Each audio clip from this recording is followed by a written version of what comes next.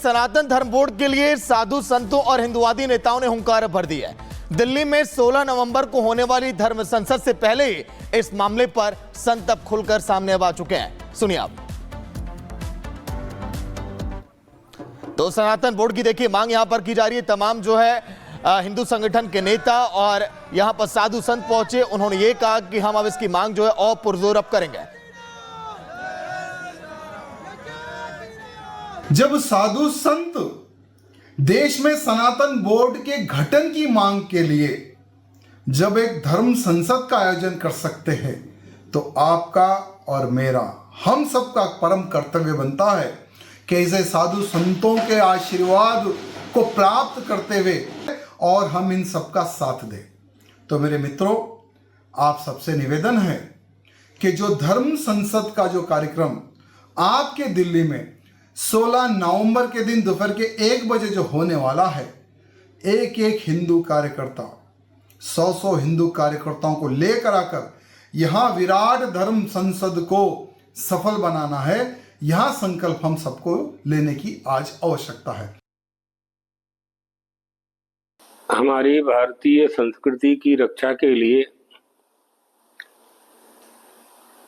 और हमारी सनातनीय परंपरा की रक्षा के लिए श्री देवकी नंदन ठाकुर जी के संयोजकत्व में दीपावली के बाद दिल्ली में सनातन धर्म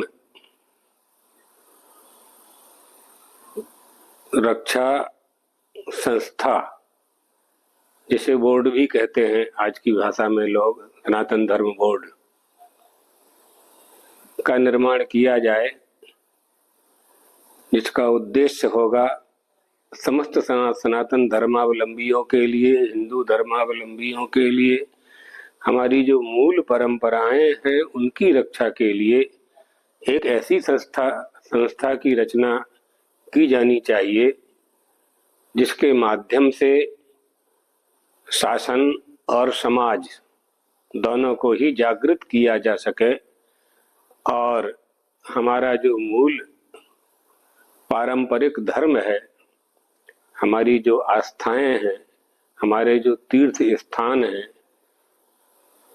उनके संबंध में आने वाली पीढ़ी के हृदय में धर्म का प्रवेश हो।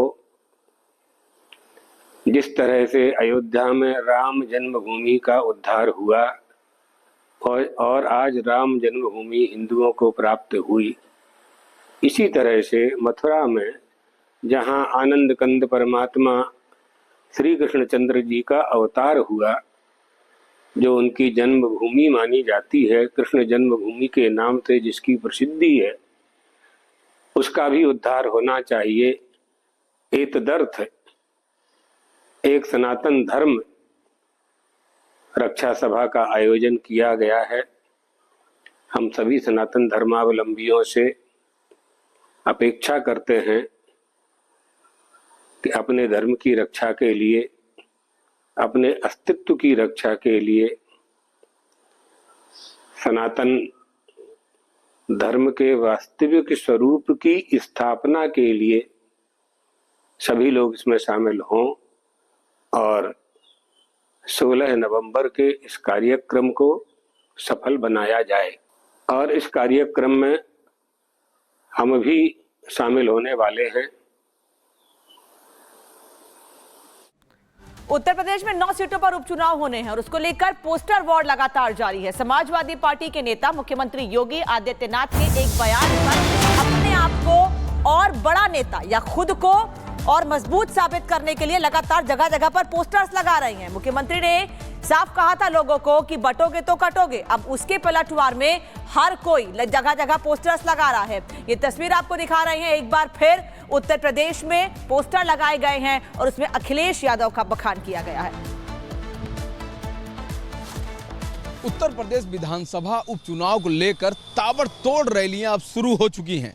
कल अखिलेश यादव ने जहां जनता को संबोधित किया, वहीं एक दिन पहले योगी आदित्यनाथ ने यूपी के 3 विधानसभाओं में जबरदस्त रैली की। आप देख सकते हैं कि उसके बाद किस तरह का माहौल उत्तर प्रदेश में है कि जो पोस्टर वार है वो प्रतिदिन नए स्लोगन के साथ जारी हो रहा है। पोस्टर वार भी रुकने का नाम नहीं ले रहा है और विक्रमादित्य मार्ग जो है ऐसे ही बैनर पोस्टर से पटा पड़ा है। आज फिर से देखिए, कांग्रेस के युवा नेता यानी कि NSUI के जो नेता हैं वो समाजवादी पार्टी कार्यालय के बाहर एक बड़ा सा पोस्टर लगा के चले गए हैं। ये विक्रमादित्य मार्ग है जिसपे समाजवादी पार्टी का कार्यालय है। आप यहाँ देखिए कि किस तरह से जो आर्यन मिश्रा हैं, कांग्रेस के ये लीडर हैं, युवा नेता हैं, और इन्होंने एक नए स्लोगन के साथ एक बैनर लगवाया है जिसमें लिखा है कि बटोगे तो कटोगे का नारा देने वालों के मंसूबे तोड़ेंगे, हम इंडिया गठबंधन के सिपाही यूपी में मोहब्बत की दुकान खोलेंगे।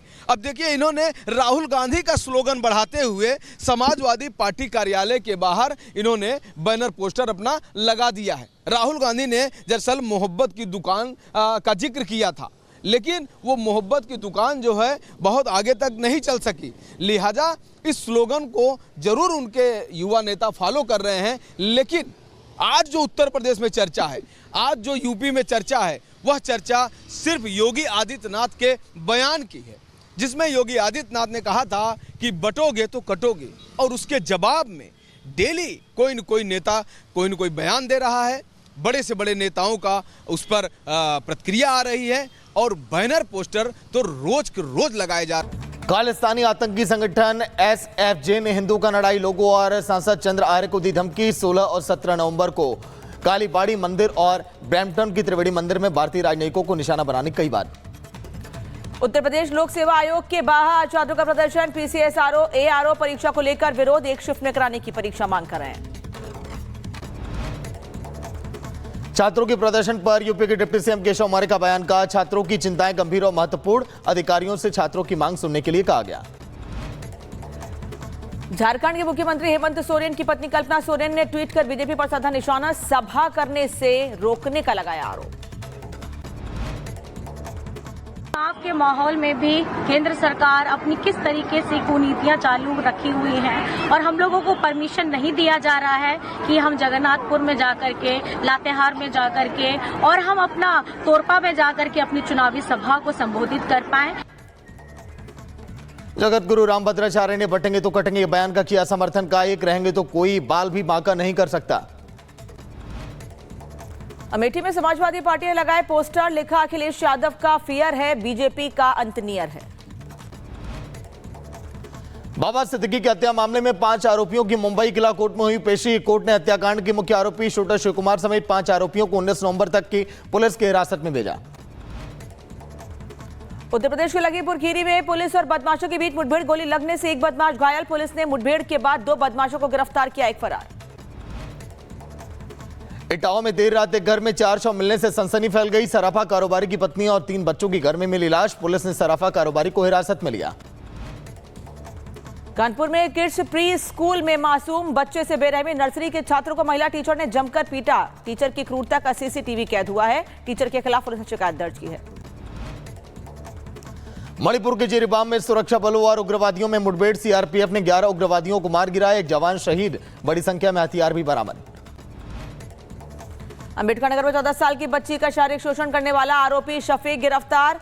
गर्भवती होने पर बच्ची को खिलाई दवाई, बच्ची का अस्पताल में इलाज जारी। MP में रेलवे महिला सब इंस्पेक्टर की दबंगई सामने आई। कार पार्किंग फीस मांगने पर SI ने कर्मचारी को बेरहमी से पीटा। पीड़ित ने महिला SI के खिलाफ शिकायत भी दर्ज कराई है। लखीमपुर खीरी में बैंक के गार्ड की बंदूक से अचानक चली गोली। कुछ दूरी पर मौजूद एक व्यापारी को गोली लगी। बाल बाल बच्चा शख्स, गोली चलने की घटना से बैंक में अफरा तफरी। बहराइच में आबकारी विभाग की बड़ी कार्रवाई, ड्रोन कैमरे की मदद से पकड़ी अवैध शराब की फैक्ट्री। घाघरा नदी के भीतर कछार में बनाई जा रही थी कच्ची शराब। अंबेडकर नगर में दबंगों ने गौशाला की भूमि पर किया अवैध कब्जा। छुट्टा गौवंश को सुरक्षित रखने के लिए अस्थायी गौशाला बनाया गया था। बदायूं में खाई में ऑटो पलटने से हादसा, एक युवक की मौत हो गई, 2 घायल, इलाज के लिए हायर सेंटर किया गया रेफर। देहरादून में भीषण सड़क हादसा, कंटेनर में घुसी तेज रफ्तार कार, हादसे में 6 छात्रों की मौत। वडोदरा में इंडियन ऑयल की रिफाइनरी में बड़ा धमाका, टैंक में धमाके के बाद आसमान में फैला धुएं का गुबार, मचा हड़कंप। बड़ोदरा के IOCL रिफाइनरी में एक और धमाका, विस्फोट के बाद आग लगने से एक की मौत, 2 कर्मचारी और फायरमैन घायल। आग बुझाने की कोशिश जारी। यूपी के जौनपुर में भीषण सड़क हादसा, सड़क पार कर रही महिला को कार ने रौंदा, हादसे में महिला की मौत हो गई, 3 लोग वहां पर घायल। उत्तर प्रदेश के झांसी में दिखा तेज रफ्तार का कहर, कार ने बाइक सवार को मारी टक्कर, करीब 3 किलोमीटर तक टक्कर के बाद बाइक को घसीटा, गुस्साए लोगों ने चालक की जमकर पिटाई की।